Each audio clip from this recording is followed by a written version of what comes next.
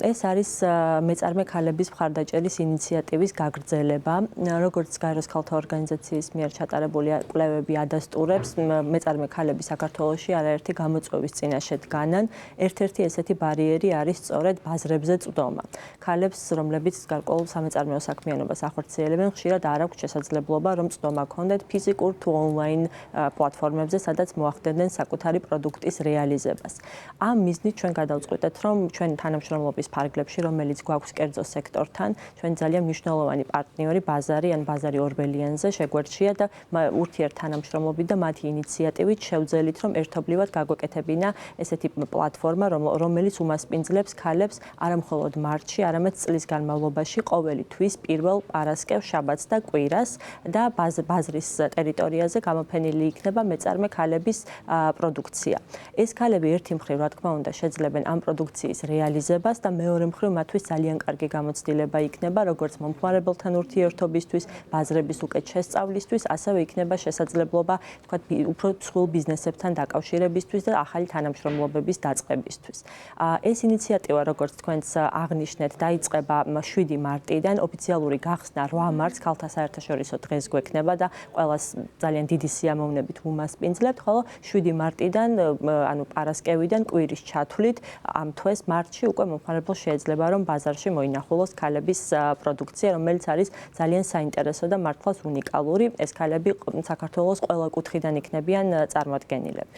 ვინ არიან ეს ქალები? უფრო კონკრეტულად რომ გაგვაცნოთ, რა თქმა უნდა, ძალიან რთულია თითოეული მათგანის საქმიანობაზე საუბარი მცირე დრო გვაქვს ეთერში, მაგრამ მაინც რას აწარმოებენ, რომელი რეგიონებიდან არიან განსაკუთრებით აქტიურად წარმოდგენილი გამოფენაზე, რა ასაკის არიან ეს ადამიანები?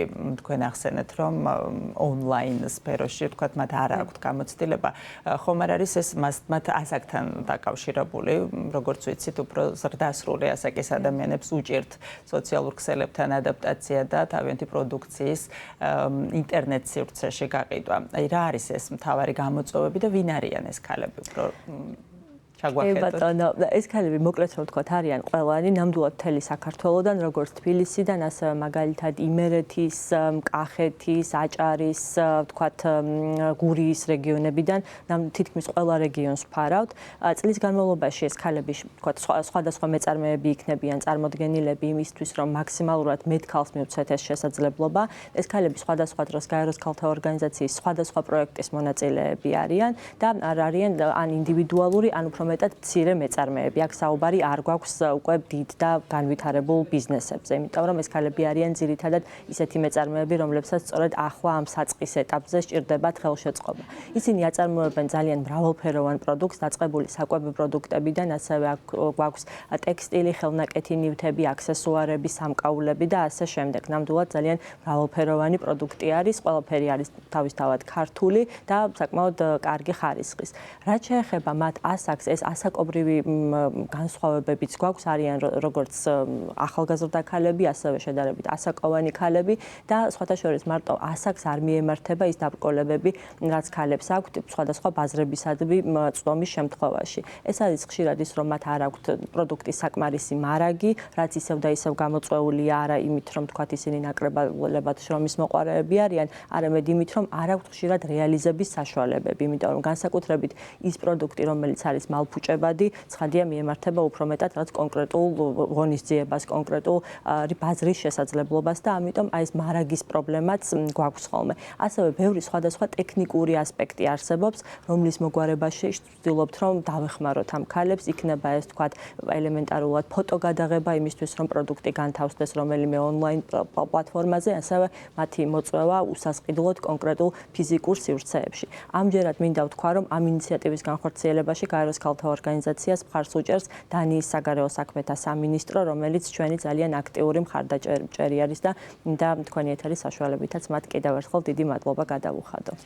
ეს ქალები მხოლოდ საქართველოს ბაზარზე ყიდიან თავიანთ პროდუქციას თუ გარკვეულ მათგანს აქვს ექსპორტის გამოცდილებაც. ამ მიმართულებით თუ ეხმარებით, რომ უფრო საერთაშორისო ბაზრებსაც შეძლონ მათ გასვლა? კი, რა თქმა უნდა, ის ქალები არიან ქალები, ჩვენ რამდენიმე ასეულ მეწარმესთან გვაქვს კომუნიკაცია და მათგან ცხადი არიან ქალები, რომლებიც ასევე საქართველოს ფარგლებს გარეთ არიან გასულები, მაგალითად ისეთ სფეროში, როგორიც არის მეღვინეობა, თუმცა სამწუხაროდ მათგან ბევრი არ არის ამ მხრივ განვითარებული. ვცდილობთ, რომ ცხადია მხარი დავუჭიროთ ამ მიმართულებითაც და დავეხმაროთ ეტაპობრივად იმ პრობლემების აღმოფხვრაში, რაც მათ შეიძლება შეხვდეთ გზაზე. ასევე მინდა ვთქვა, რომ ვცდილობთ, რომ ეს მეწარმეები და ეს ზოგადად გამოფენა წლის განმავლობაში, რომელიც იქნება, იყოს მეტნაკლებად ინკლუზიური და მაგალითად აი მარტის თვეში ჩვენ გვაყოლებიან თქვა ტოლვილები, როგორც უკრაინიდან, ასევე სხვადასხვა ქვეყნებიდანაც და ძალიან გვიხარია, რომ მათაც ექნებათ შესაძლებლობა, რომ მონაწილეობა მიიღონ ამ ექსპოში, ამ გამოფენაში. ასევე ვფიქრობ, რომ სხვადასხვა დაუცველი ჯგუფებიდან ჩავრთოთ მეწარმეები წლის განმავლობაში სხვადასხვა თვეებში. თქვენ ახსენეთ გადაცემის დასაწყისში გამოწვევები, რა არის მაინც ის მთავარი პრობლემები, რასაც მეწარმე ქალები აწყდებიან დღეს საქართველოში?